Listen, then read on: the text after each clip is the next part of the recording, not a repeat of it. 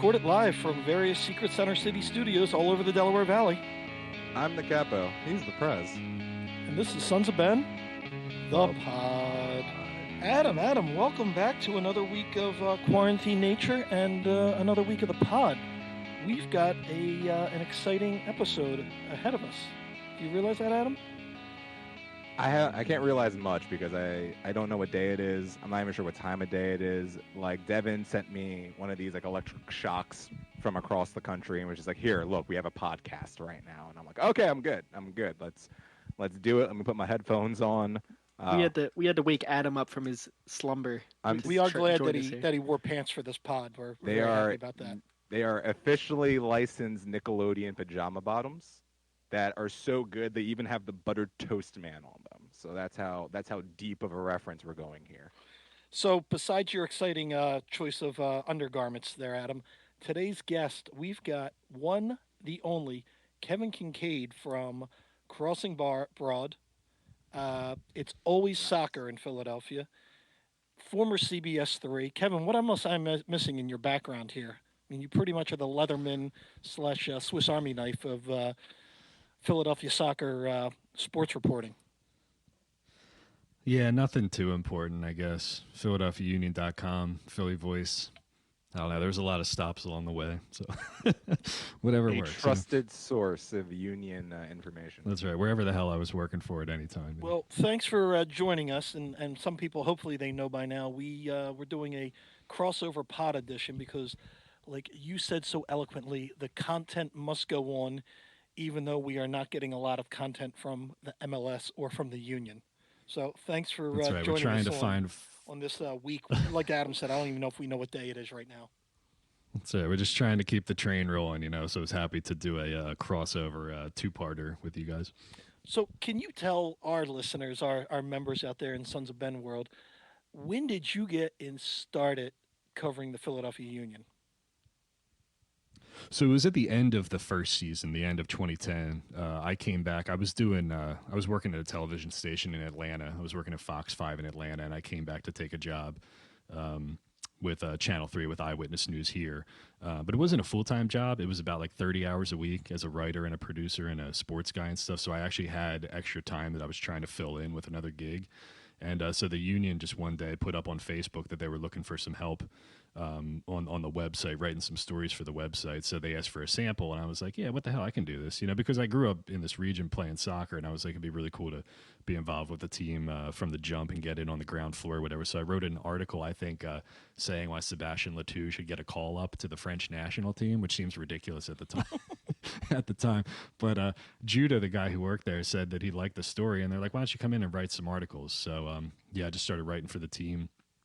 I was with the team from the end of 2010 until 2014, and then left the team, and I was working for Soccer League, for Philly Voice, for Philly Soccer Page, wrote a bunch of different stuff for Channel 3. And then, I think it was like 7 seasons, 7.5 or something like that. And then, I just was like, well, there just wasn't really a ton of money in doing that, and so I had a chance to go do Sixers with Crossing Broad and do some Eagles and stuff like that. So I was like, why don't I just go do that, and we'll keep doing It's Always Soccer in Philadelphia on the side, and that'll be my union outlet, and so can actually earn a real living and keep doing soccer on the side. Did the podcast start when you went to Crossing Broad, or what was the background on the podcast? No. So I left Channel 3, and then I was doing the KYW Philly Soccer Show with Greg, with Orlandini, and so I just ended up starting my own thing with Dave, with Zeitlin, because he was still working for MLSsoccer.com at the time, and he was doing CSN for NBC Sports Philadelphia back when they actually gave a crap about the union, and then that went away. But so Dave and I did it together. Well, that's when the union were paying them, though. When they were, that's right. When they were, they gave a crap because the union were paying them, So that went away. And then Dave eventually went to the Penn Alumni Magazine, and so I just kept doing the podcast with like various guests coming on. Matt, you were on the show last year, and just trying to keep it afloat from there. But like soccer, like all the guys who cover the team, it's just it's a part-time thing for them. It's freelance, try to make some extra bucks on the side. Like even Tannenwald, like he's the Inquirer's beat writer, but Like his main gig is on the desk, and we're all doing Eagles stuff, and we're all writing the football crap and whatever. So I think most of us would have liked to do a lot more with soccer, and made it a bigger thing. But it just was not anything more than a part time gig in Philly. Tannenwald, that's the Grant Wall of Philadelphia soccer, right? Yes, you could say that. Yeah, except I don't think he earns $350,000. But if he does, then John's got the right gig, and I got to get in on that at some point. I mean, that's I his was gonna say more worth. power to him. I think he's making like 348 is what I Three heard. forty Yeah, eight. He right. could be up in the 400 range, something like that. No, I it's would love what to see what he's on the open transfer market. it's funny, yeah, because it just it's hard. I mean, there's just not enough games. There's not enough interest in this city. I think if you were you see what the Athletic did about pulling together a couple people and like giving them full time gigs and making them like regional people. Like Pablo, for example, does DC United and Philly and some other East Coast stuff. But that's the way that they kind of blocked it up. It was just hard for. I don't think the Inquirer ever had a full time, or the Daily News ever had a full time soccer guy. I mean, even when Kareth Gabriel was doing it back in the day, they all had their other gigs as well. So, they'd send interns down and stuff like that. I think we all just came to the realization that, look, this is not a full time job and it's never going to be a full time job. Yeah, I know, and it's funny. It's being the supporters group for the team. You always dream of that day where it'll be the big five sports, not the four for four guys, and then MLS. Well, I always say it's the four for four guys, it's the Euro snobs, and then it's the MLS people. So if we could just Yeah. convert the Euro snobs to give a crap about a team in their backyard, then all of a sudden maybe that the future changes for where it is because we're always in contact with the other supporters groups throughout the country, and man, what a difference when you're talking to people of like Portland. What a difference, and then even Atlanta, Yeah. which might be the worst professional sports town in the Terrible. history of the United States, Awful. but for some reason the Atlanta United fans like that is top billing right behind Georgia Tech. Because Georgia Tech, Atlanta United, then maybe the Falcons and the Braves. The And it's just rambling crazy where wreck. certain cities are like that, Yeah. where I think Nashville might be like that.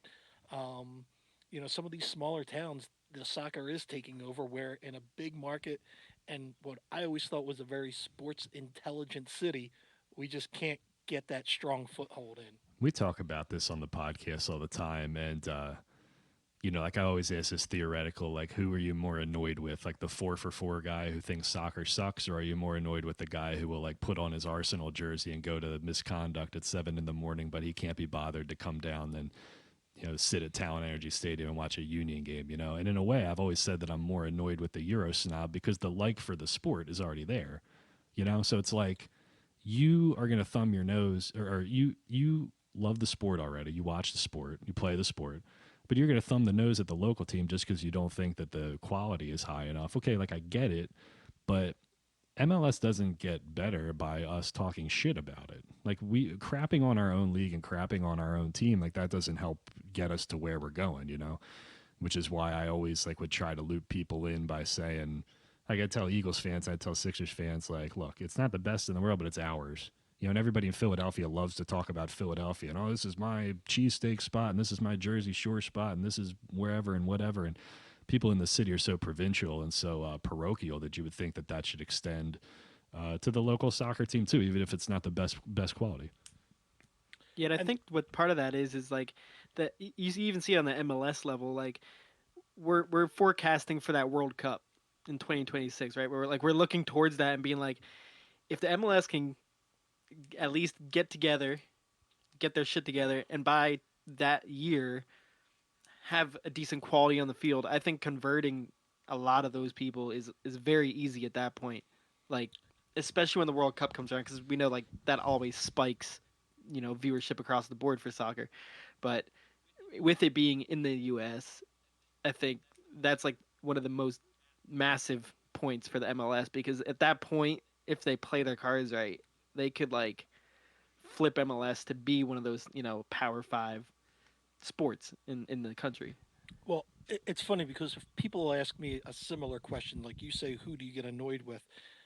People ask, who could you convert easier to being a Union fan? A 4 for 4 guy or a Euro snob? And it's easier to convert a 4 for 4 person.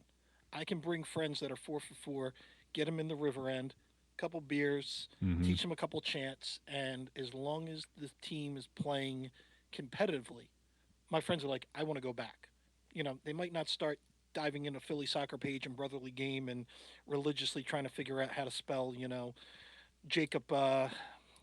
What's his name, Adam? Jackie Gleason's. Jackie Gleason. Yeah, they're not gonna go get a jersey, but they're like, hey, I had a great time. You know what? That's worth it for me to go Yeah, back. yeah. Where still the Arsenal guy is going to be like, oh crap, this isn't as good as what I see at 7 in the morning on a 50-inch flat screen TV.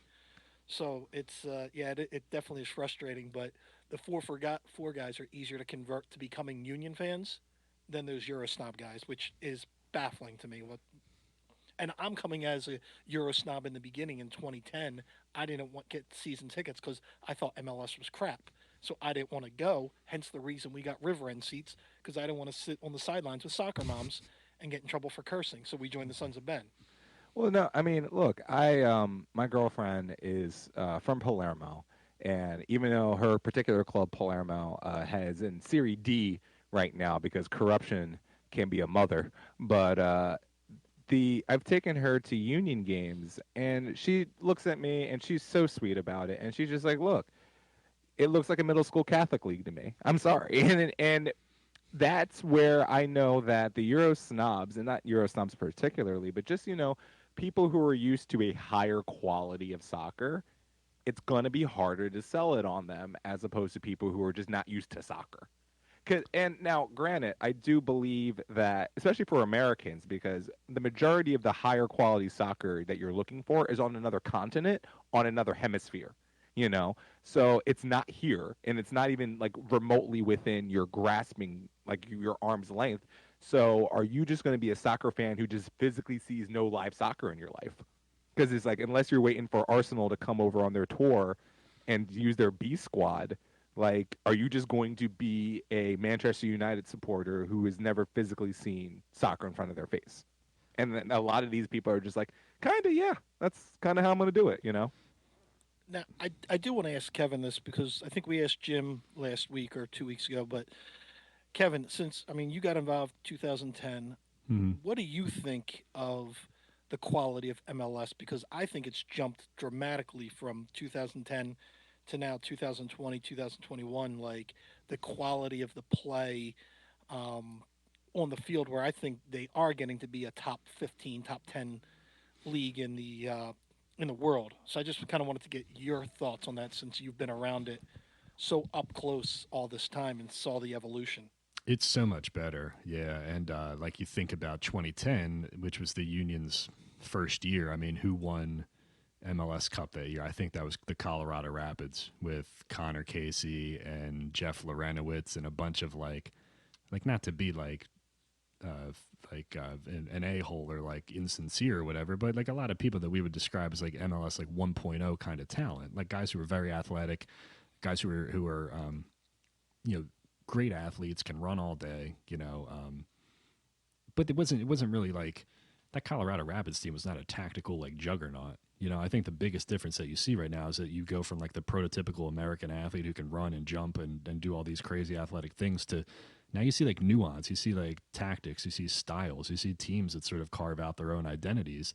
I mean, like look at what the Union were last year. They were like a hybrid of a leftover Ernie Stewart possession team and like a Ernst Tanner Red Bull pressing team. And you had some of these moments like last year and the year before where the Union would look like Barcelona for 5 minutes at a time, where they were just pinging the ball around with Harris Medunian in and Alejandro Bedoya and Jamiro Montero and Boric Dochkal before that. And that's where it's come the furthest. Like teams have identities now and they have tactical styles. Like when you watch Red Bull play, you know what you're going to get. When you watch LAFC play, you know what you're going to get. The Union are carving out an identity as a pressing and direct team this year. So yeah, it's grown a lot. It's just the funny thing is like you guys know as well as anybody, the Philadelphia, like more so than any other city, any other region in the country, it just like takes us forever to kind of like warm up to things like new ideas. You all probably know somebody who's been like vacationing at the same spot at the Jersey Shore for like 40 years. And then you ask them, you're like, well, why don't why you've been going to Wildwood, 30th Street in Wildwood for 40 years? Why not go to Sea Isle City? And they're like, well, it's not that there's Whoa. anything wrong with Sea Isle City. It's just that they're like, well, I've always gone to Wildwood, and that's what it is, you know? So you like try to sell them on a new sport like that. It's not even necessary that they don't like soccer. It's just like I have my Flyers hockey and Phillies baseball. And like, what reason do I really need to go do something else? You know, so we're kind of like fighting like the war of attrition at the same time, you know? Oh yeah, and even with us within the Sons of Ben, I'll get people that are like, "Well, this is our thing, and we shouldn't share it with other people." And I'm going, "That's counter to what we are as a group of bringing the sport here and growing it." But you get guys that they want to be the soccer guy at their work, so they don't want to share it with. They don't want you to pick it up. Like Flyers fans are notorious for that. That well, you weren't with the Flyers since the '80s, so you can't be with us now. And it's just it's a crazy thing as Philadelphians and I sports know. I fans used where to be like, sometimes I used to be terrible with that with music, where I was like, well, if you didn't listen to like Soundgarden back in 1989, then you can't listen to their shit in 1997, you know, because it's like MTV. But that's, and now it looks so corny, like looking back at it, you know? Oh yeah, no, yeah, so hopefully when this all comes back, we can kind of evolve into to a more, like I said, evolved group of supporters that we can share this, and then other people will be like, you know what, I do want to watch this, but I do need a couple stories from the past. I mean, give me 2010. What was it like covering the team? Did you go out to the practice facility, which they all drove in a van? Did you get to see that, or was that like hidden from you? No, we were at Chester Park one or two times for sure. You know, they even played. You remember when they had the reserve league for like a year in 2012? This was before USL Yeah. came back. Yeah, and they were playing games up there. Like we went and covered a reserve league game that was played at Chester Park. And like you know, you had Antoine Hoppino out there. You had like Chandler Hoffman playing in these games, and you know, you would be in somebody's backyard. This is like these fields are like in somebody's backyard. And later, when I became Chandler Hoffman, doesn't she do traffic on CBS 3 now? that's Chandler. Oh my God, she was like the Disney princess or something, wasn't she? I can't remember. But you'd be playing these games at Chester Park, and it'd be like somebody's. That's like somebody's backyard. And when I refed youth soccer a couple years ago, I did games at Chester Park, and I'm sitting here thinking, like 5 years ago, this was like a practice facility and a reserve game location for the Philadelphia Union. You know, I'll give you a good story. Um, 2014, 2015, I had a good run where I was breaking a bunch of stories and I was getting a lot of like good little tidbits in there. And Nick, Nick was just like super annoyed, like really, really annoyed that I was getting this stuff. And like as you know, I worked for the team, and then I went from working for the team to not working for the team. So I knew everybody. We were all friends. It was a small group of people. Like everybody knew who each other was. You know, Karith Gabriel, who I worked with at the union. He was still with the team. Amy Cicero, PR, was still with the team. I think Chris Glidden, before he went over to the LA Galaxy, he was still with the team. Nick was so pissed off that I was getting these stories and I was, you know, breaking these stories and stuff like that, that he went around to everybody in the front office. He asked to collect their phones. He wanted to look at their phones and he wanted to say, who's like leaking this stuff to Kevin and to other people too. I think he was just like that was towards the end of his tenure, like right before he got let go. And I think he was just a little paranoid at that point of like, you know, people Wow. getting information or whatever. He was convinced that I was getting information from YSC. Like he thought that they were giving me stuff, but that wasn't true. I didn't get anything from them at all. And I played up there occasionally, and like I grew up playing at that facility when it was Rocket Sports, like way back in the day before it oh became yeah. YSC. But yeah, he went around to like the PR staff and like the front office people and stuff and said, I want to look at your phone and I want to see if you're like emailing or texting these people, not just me, but Tannenwald and DeGeorge and other people and stuff like that. And I think they refused. I don't really know exactly what happened with that, but it got to a point where they were pretty fractured there with communications. And then you guys know that when Ernie came in, people weren't really Oh, breaking a lot of stories because you know they were all number one, they were all on the same page, they all trusted each other. You know, the different departments weren't working against each other, they weren't trying to undermine each other and stuff like that. So it went from a really weird situation to like locked tight and you couldn't get any information out of anybody. yeah, and I remember I was sitting talking to Tim McDermott.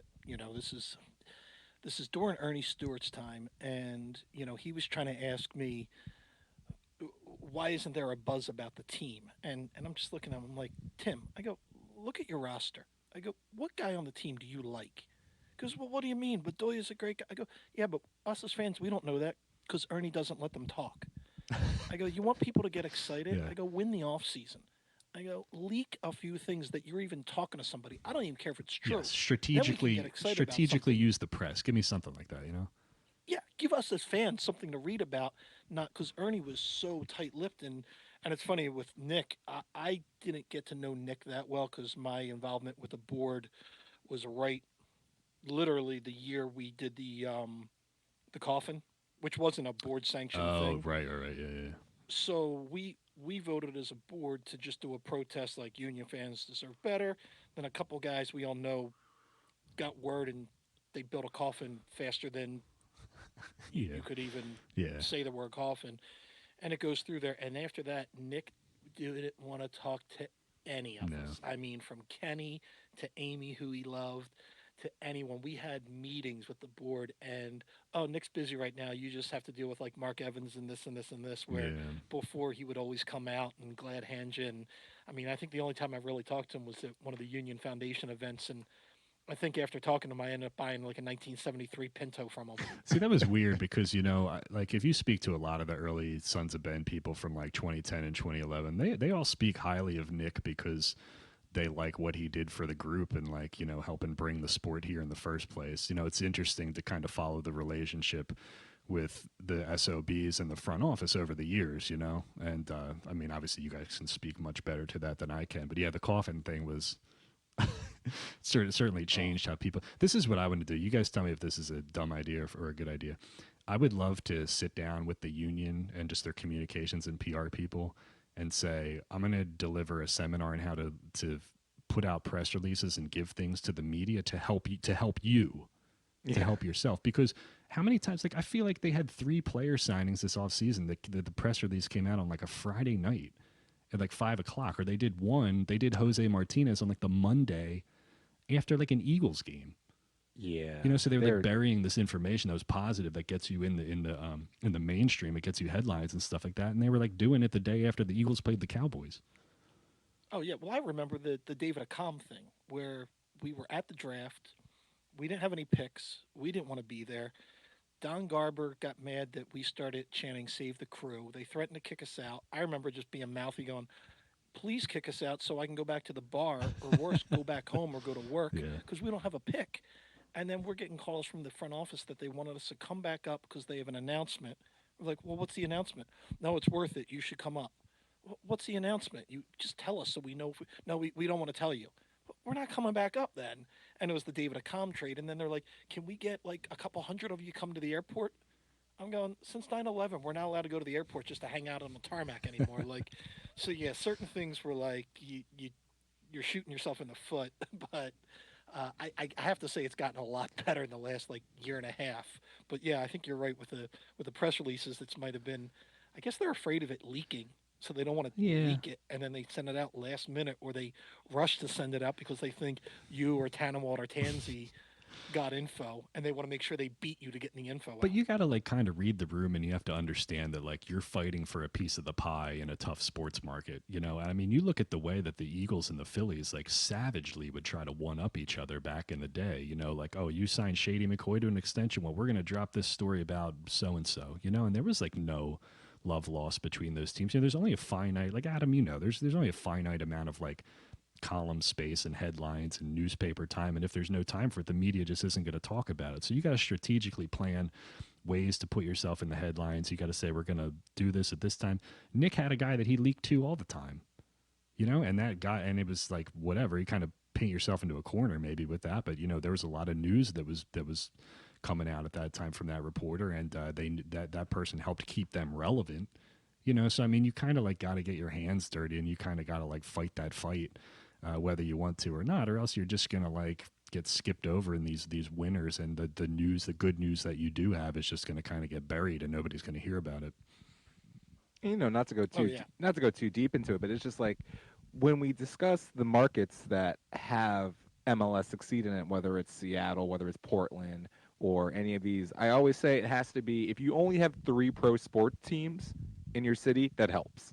If you have 3 or less, that helps because then the dogfight for content isn't as intense. So like I don't necessarily believe Seattle having a hockey team would make a drastic difference into their coverage, but them having a basketball team might, and the Sounders might take a hit from that, and it's to me in Philadelphia, for better or for worse, for the better part of my entire existence, the conversation is the Philadelphia Eagles did anything at all, and then we'll talk about the other teams. And the Mhm. other teams are absolutely dogfighting for any type of content. And I remember I was an intern at 97.5 during the end of the Phillies, like it was like 2012. So it was like right when the Phillies were about to slow down. And the Eagles were not really great, but they weren't terrible. Like Chip Kelly was there and it was weird. And I just remember the Sixers were doing the process, like the beginning of the process, but they were making moves. They were making big moves, and they were like, all right, we're selling everyone, we're doing, and they could not get any airspace whatsoever. And I just remember talking to producers being like, it doesn't move the needle.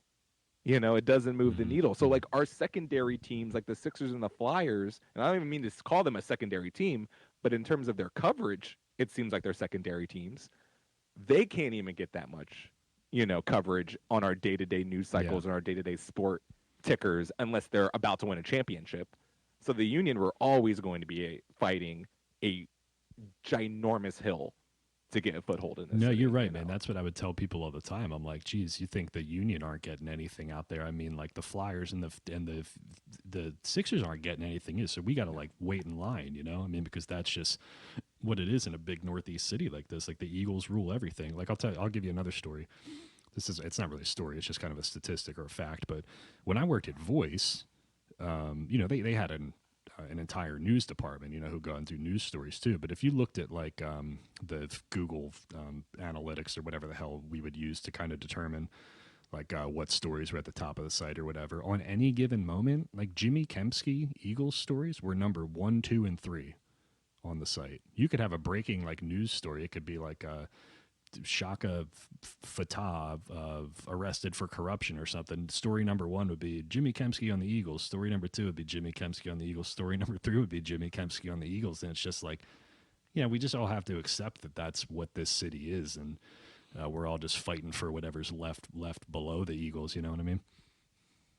Yeah, no, and yeah, that's what it goes back to what I was saying. It's just like if you live in one of these environments where like Atlanta is a perfect example of this because Atlanta, even though it has pretty much every representation, even though they lost 2 hockey teams and basically the Braves left town to go to Cobb County, they were a city where when they announced MLS was coming to Atlanta, I laughed because I was like, "There's no way." And like I'm not, and I'm a person who's smart enough. Like I have family from the Carolinas. I'm smart enough to know that soccer in the South is a thing. There's a lot of colleges down there that do soccer at a very high level. So soccer in the South is not like completely barbaric. But I just said there is no way that town is going to embrace soccer like that. There's no way.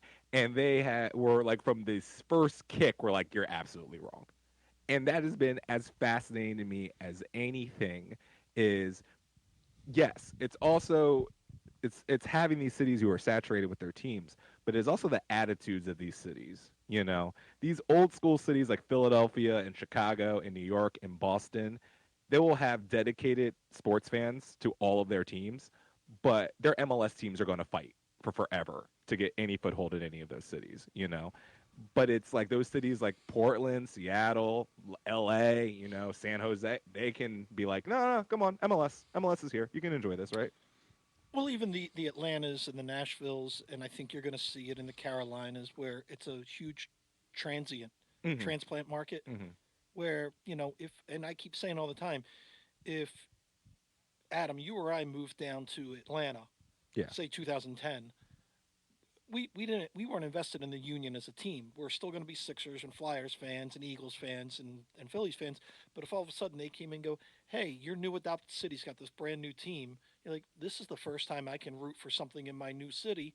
So you go all in. So they were able to capture all these tens of thousands of people that just moved to Atlanta and said, all right, well, I'm still a New York Jets fan, but let me become a Atlanta United fan because I'm not a NYUFU or a Red Bull fan, and they've been able to capitalize. And I think you're going to see that with Nashville and a lot of these other cities. And cities like Philadelphia and Chicago and New England, who did their first MLS try wrong, have got to get it right now to capture that whole city. I also think people were kind of like I don't think people were upset, but I find that I think Philadelphians are almost slightly insulted by the fact that it took us so long to get a team. You know, like when Mhm. you start in 1996 and we have to wait 16 years for you to find the second or the fourth largest media market, a viable place to put a soccer team, that turns off a lot of people too. Like I think the fact that we had to wait so long to get a team is a good chunk of the reason why it's hard for the support. If you had the Union here since '96, you know, and probably playing in either the Link or the Vet or whatever, at the time. I guess it was the Vet then. You would have had, I think, a different kind of conversation with this team because them coming in MLS 2.0 was bad.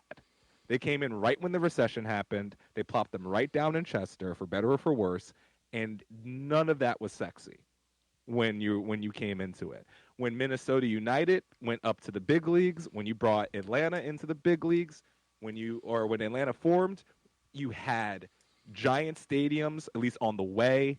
You had an already fever pitch. You already had MLS TV contracts. In 2010, finding the Union on TV was difficult. Like trying to locate It some Mhm. ain't of that those easy games. now. Exactly, exactly. I mean, the Union still don't have a radio partner, like a real authentic radio partner. Like when I listen to Sirius XM to listen to the Union on the road, it is always the other team's established radio feed, where the Union are just like, and I'm like, that is unacceptable for again the fourth largest media market in the country. There is a standard in the city for athletics, and the Union, at least on a PR front, are still trying to reach that, and they haven't. So, Adam, I mean, you're telling me everything all these other cities have, and that we're the have-nots, but I've got a little surprise for you. I've Was got that? something that nobody else has. I don't even know if any other podcast has gotten this, but we did a special surprise for Kevin. We got one of his best friends in the world Mm. to do a Q&A with us. We got the one and only Union Hulk Oh to no. do about 10, 11 question Q&A with us. We communicated by our secret DMing skills that we have, and we gave him a couple questions. And so what I'm going to have to do is we're going to have Devin divide it up. We're going to have Devin ask the questions. I'll do the intro, ask the questions, and then we'll take turns answering in our best Hulky voice in his most authentic way to give the listeners the answers. Everybody clear with that? Adam, Kevin, you know your parts? I'm so Sounds excited. good. All right. So I started off because, people don't know this, but Union Hulk's on the secret presidential advisory board. Anything I have questions with the Sons of Ben, he's one of the first people I go to for advice. So I reached out and I go, I did, I was thanking him. Hey, thanks for agreeing to do a Q&A with us. I did have one quick question. Was Kermit the Frog being a whiny little bitch, or is it really not easy being green? And to his credit, this is what Hulky had to say. Kermit in abusive relationship. Miss Piggy karate chop him a lot in front of national TV audience. Hulky hope he gets some help, or else Miss Piggy throw him in trunk and write letters to Eminem like Stan did. So strong start from Wow. from Hulky. How am I supposed I to love it. follow that? Is my, Yeah. So what do you Adam, want you're me to next, do and with Devin that? will read question number one. Oh boy. All right, I'm really excited to hear Adam's rendition of this. So here we go. I'm glad I don't have to do Look, this. I have to say, I did do a little bit of what the kids call screamo back in the day, back in like Oh 2008, boy. 9. So I have a little bit of a voice for this. So let's see what this goes out. All right. What does Union Hulk do during this time of self-isolation? Hulky's been doing a lot of dancing. A lot of dancing. Before Wayne Rooney came and ruined everything that the doctor gave Hulky some vitamin E. Turns out it wasn't a doctor. Turns out the doctor wasn't. Turns out it wasn't E. It was just regular E. No vitamin. Hulky been dancing nonstop. That hurt. That hurt physically. Beautiful. I don't know. I think that's on a Oh, pretty even level with Matt. oh. I'm not sure whose was better there. So Kevin's Well, gonna have Kevin's to. got the God. most experience with Hulky because he's been answering his questions for what episode did it first start with you on It's Always Soccer? that Hulky would ask you questions? God, I Kevin? don't know, but I could never make it through the answers. Number one, because there was like never any punctuation, so I would never kind of know like where to where to start or stop. But then I would just start laughing, and it would just fly. I'd have to like pause and take a deep breath to get through it, so it would make sense for everybody, you know.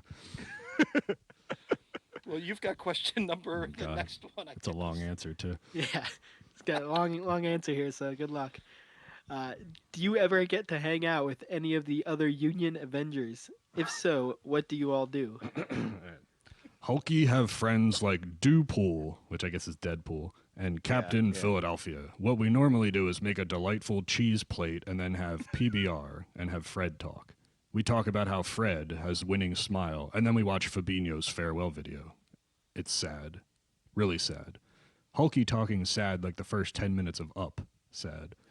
After we finish our whaling, after the Fabinho farewell video, everybody writes fan fiction about all the Union players that went missing during the Novak era. The closest one to truth is David Myrie, and Kyle Nakazawa started a band not unlike Wham. They put the boom boom into our heart, Hulky trying to get it, hashtag published. Like, Put the boom These are boom great. into your heart. That's Wham. You got to isolate that bit. I want that to be Kevin's ringtone when he calls me. yeah. Yeah, it can be a drop. Listen, the first 10 minutes of Up sad. That is I intentionally, sad. very I sad. intentionally did not read the answers to this, as I wanted to be authentically shocked when I read them out loud. And the first 10 minutes of Upset had me dying. I read them when he sent them. I sent them to you guys first, and then I started reading them, and I was laughing out loud. And my girlfriend's trying to work in the other room, and she's like, "What is wrong with you? Go somewhere else." It was just, yeah, I was in tears on some of these. Who's got the next one, Devin? Is this me or? It's you, Matt. Back to you. Oh, Another long okay. one. Oh no. He loves his answers here. He's got. He loves his answers and his caps. I just realized what Yeah. question I now have to answer, and I'm not excited. Oh boy. All right. Do you plan on going to Paraguay once the travel ban is lifted? And if so, will you come back with anyone? Hear why Hokie love our beautiful Ronaldinho. Sure, he make bad decisions, but he fucking shows so much joy to us in each and every bad decision he make. See those Paraguay prison pictures? He's smiling like he at Disneyland. He love every moment he magic. It why Sebastian Letou is hashtag cherished and loved here. Yes, he scored 50 goal and 50 assists, but there never one doubt during any of his union tenure that he didn't love every single one of us. He wanted us to be happy, and it showed in every second of his play. When there's love and so much fucking joy in this beautiful game, it never get boring. So yes, Hulky come back with Rolandino. Just don't question the name on his passport, okay? His name on passport will be Franklin Schultz.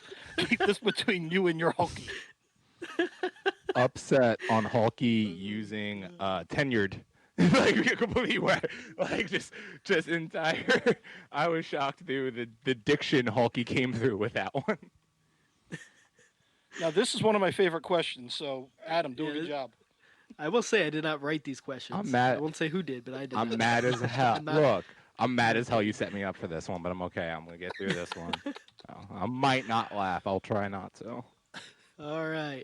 What smells worse? Rico's bathroom after all you can eat poppers night or Jay's stinky nuts? Apologies to whomever, but Jay's nuts stink because he keeps them in a leather checkbook wedged between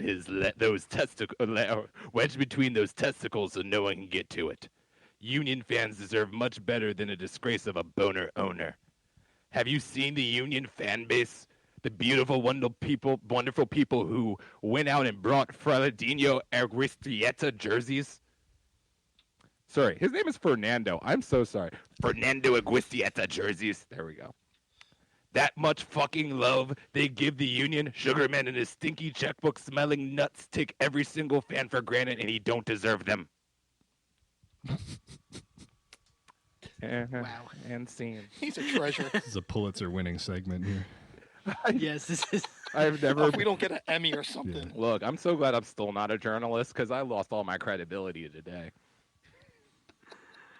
Oh wow. Welcome to the There's pod, a lot Kevin. more- I thought we were almost done, but there's a lot more going on here. There's more. All right. Uh, this was for Kevin. Do you like helicopters? Do you like helicopters? What year did Shitbird do that? Was that before the U.S. Open Cup versus Seattle? You know someone, a real dickhead, when a chopper landed on a practice field and nobody cared.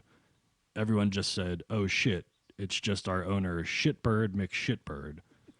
And they went back to their tailgates, which infinitely more interesting than anything Shitbird L. Shitbird has ever done, except for meet Kevin Durant. I'm loving Shitbird L. this. Shitbird. You can go pee now, Kevin, but Okay, that's I'll be right back. fantastic. I'll be right back. Matt, Okay. Matt, you deserve to be quarantined just by yourself now after all of this. This is yes. This is rough. Do you like This is helicopters? gold. Let me tell you, I've got a little tear in my eye. Gold, Saved from Jerry. Gold. All right. So wait, are you doing? So wait. So do I? Well, I'll keep going here. So do you, laughing. Yeah, you I want to can keep do- I going? can do- you want me to do this next one, Devin? Yeah. All right. Alright, So this one's fire gonna be away. for Matt here. Who on this current team has cool Zach McMath hair? This a golden age of some hashtag cool hair at Union. Sergio Santos has very cool hair and very hashtag fancy dance moves. Michi have cool hair and cool name. Cole Turner. Well, Hokey not talking about Cole Turner because Cole Turner looked like that kid who come to your high school suddenly midway through 11th grade and everyone thinks is a narc. So he asked what everyone do for fun and everyone yell Jenga at the same time and run away from him. Don't forget Gleesness has some cool Ric Flair hair. That is true. This is All of what you said was many factual. facts here. Like that was all. That was all very true. The Union Hulky. He's got a good eye for the hair there. All right. So Adam, glad you you have ready? this one. All right. So hold Adam's on. getting Hold there. on. Hold on. Why am I getting all the questions about nuts? I just want to know how that I was set up to deal with all the testicle-based questions Union Hulk got.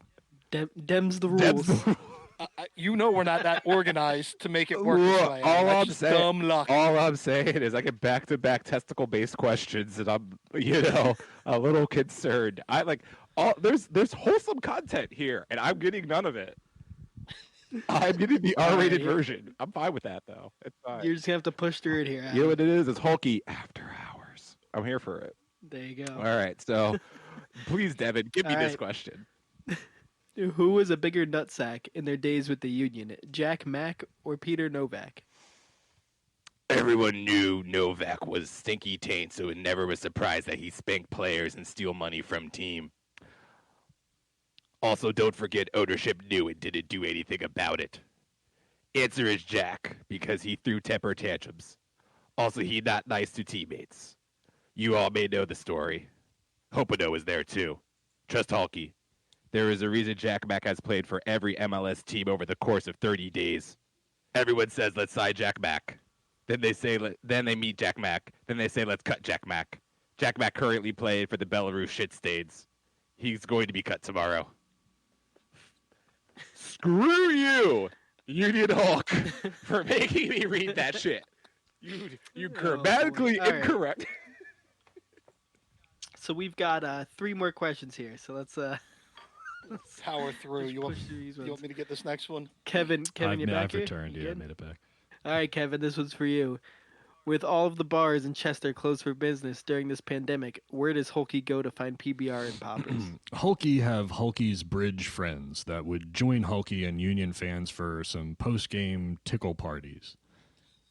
Now that there's the Wayne Roney, Hulky's bridge friends are doing the whole homebrew thing, which mean the beer they leave 6 feet away from Hulky is super strong and tastes like a sweaty sock, like all homebrews.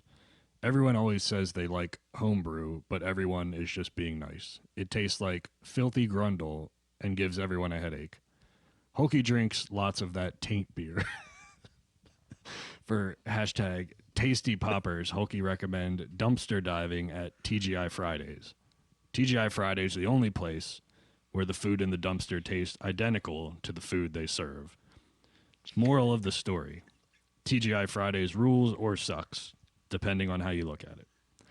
And whether you order at restaurant or eat out of the dumpster, look out for their side dishes of old rusty nails and raw sewage. TGI Fridays. Isn't that where AI used to hang out on the main line? The TGI God, Fridays? the city have Number one one. Fridays in the country when Yeah. AI was there. The city have Fridays. That's when I city. realized he was 5'10", was I stood next to him. I'm like, nope, that ain't 6. That sure as shit ain't 6. Oh, all right. I think this is actually a decent question here for Matt. It's an actual question. So Adam, after do you all want of to these, take this, or do you want me yeah, to take this? Yeah, I no, know. Adam's got the next What- one. Adam's got Okay, the next Adam's one. got the It's next pretty one. good. I'm gonna It's fight pretty all good. y'all. After all of these years of struggle bus seasons, it seems like Ernst and Jim Jim have turned a corner. What advice does Holkey have for Big E and Jim Jim when the season starts back up? Now the time, loves. Now the time. The core in place. It time to put foot on gas and get this team their star. Remember when Zlatan went to LA and they have billboards up and commercials with lions and shit? Just once, Hokie want the fans to look up on I-95 and see a Union billboard with a Mario Batali on it that say Philadelphia Union. It time for show and tell.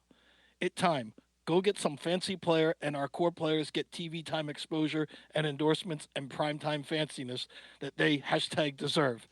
It year 11. It time to sack up and play with the big boys.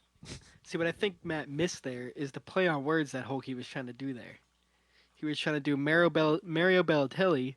It's time for show and telly.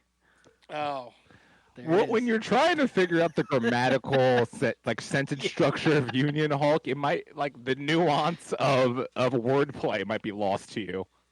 it's hard to read all caps when you're trying not to tear up while reading this. But all caps with periods, not even all caps with after 3 words period. And I'm like, okay. All right, Adam, you ready? This is the second last one here. Also the third longest, but that's cool. I'm here for it. I'm just complaining this All whole right. segment. That's fine. Yes, that's fine. What has been Holkey's fondest memory over the past 11 seasons? Good luck. In a 4-way tie, when Claverson come, he win World Cup. Then Hack never play him. Then Hack give him 1 minute, he score a fancy goal. When Sons of Ben did Doopy Coffin, Hawkey know it wasn't the most popular move. But the ownership and the management was taking advantage of the fact that the Union have the most loyal fans of all time. They just assumed that could keep shitting on their heads, and fans would keep calling it pudding. Doopy Coffin was a supporters group using their voice. They sacrificed themselves for the greater good, like Iron Man when Bruce Willis threw Ben Affleck back into their spaceship. The fact that SOBs did that doesn't get spoken of in the light that it needs to. The SOBs are our Bruce Willis. Harry, we love you, Harry. One more moment. One time, the Sons of Ben made Hulky a tifo. That meant a lot to Hulky. Hulky just got out there waiting for the Union fans to laugh and be happy. Hulky just wants one day to be looked at as a serious MLS team. Hulky is all of us. It is very nice that someone took the time and made Hulky a tifo. One more, both Fred and Danny Califf follow their Hulky on Twitter. Hulky and Fred and Califf Yeah. chat. Mostly talk about that fog hat and deli trays. Slow ride. This Take one it is easy. my personal favorite for you, Kevin. I'm glad you get to read this one. Oh yeah, what's the little cartoon character's name? Caillou? Is that how you say it? Caillou, yeah, Alright. Caillou. That's it. Caillou. All right, go ahead, Devin. Oh no, we lost Devin. Oh, he fell off. I guess I'll read the He's question like- in Devin's He's spot like, I'm then. done Yeah. with this. I've had enough. He's like, screw you I guys. quit this. I have a Why did I child. even agree to this? I have a child. Okay, you can read it. All right, Kevin. Does Hulky think Cavaldino drive a girl truck or his truck is manly? Kevin Dino drove truck to Canada one time to tell Michael Bradley to fuck off. He say he did journalistic shit, but he just said that. He went to tell Caillou to fuck right off. Anyone who do that can drive whatever they'd like, and Hulky will call it #cool. It was a Ford Ranger. That's very nice. I don't of think the Hulky. Ford Ranger is really a girly truck. I mean, it was just a small pickup. It's No, and living in the city, I have a Honda Ridgeline. So I mean, I'm Yeah. like, I know I have to have a smaller truck because you live in the city. You can't park like a massive like Dodge Ram or Yeah. F-350. Yeah, dually, I you don't know? need to hear any of this girly truck nonsense from these people. I drive Well, Hulky just told you you're not, so There you're you good go. now. If I got his stamp of approval, then we're good.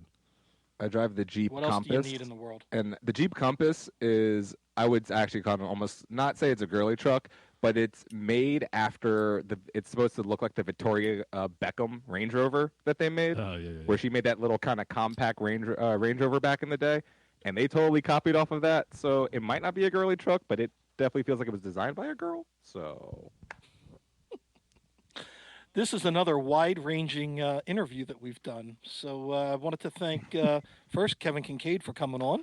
No, it's Thanks, fun. Kevin, for joining this train wreck. Probably the last time you'll agree to be on this with us. No, it's fun, man. Glad we could do the crossover and provide people with what they want during. I'm not the, sure if that's a good definition. Which is more there. Union Hulk It interviews. may not Give be the what they want, people- but it's what they're gonna get. During I'm not sure if the pandemic. Union Hulk interview is the one that's going to make the MLS website, guys. they're It's going to make a website for sure. it's gonna make a Reddit page. So everyone, thanks for tuning in. Thanks to Kevin. Thanks to Hulky. Thanks to Devin and Adam. And wash your hands, yo. And go over to Kevin's feed to see the second part. Part one. Part one. Part or part one. Two? It's technically one. part one. Kevin's part one. Yeah, We're Kevin's two, part right? one. We're part two. So if you want to hear part one of this lovely podcast, head over to Kevin. Kevin, where can the people find you? It's always soccer in Philadelphia. Type it into Google, or you can go to my Twitter page at Kevin_Kinkead. The Union community is small enough that we will make sure everybody finds what they need to find. Yep. Beautiful. All right, guys. Appreciate it. Thank you. All right, A thank pleasure. you. Take it easy, Hey, fellas. thanks, Kevin. Appreciate your No, patience. you got it, man. It was fun. We'll do it again. All right.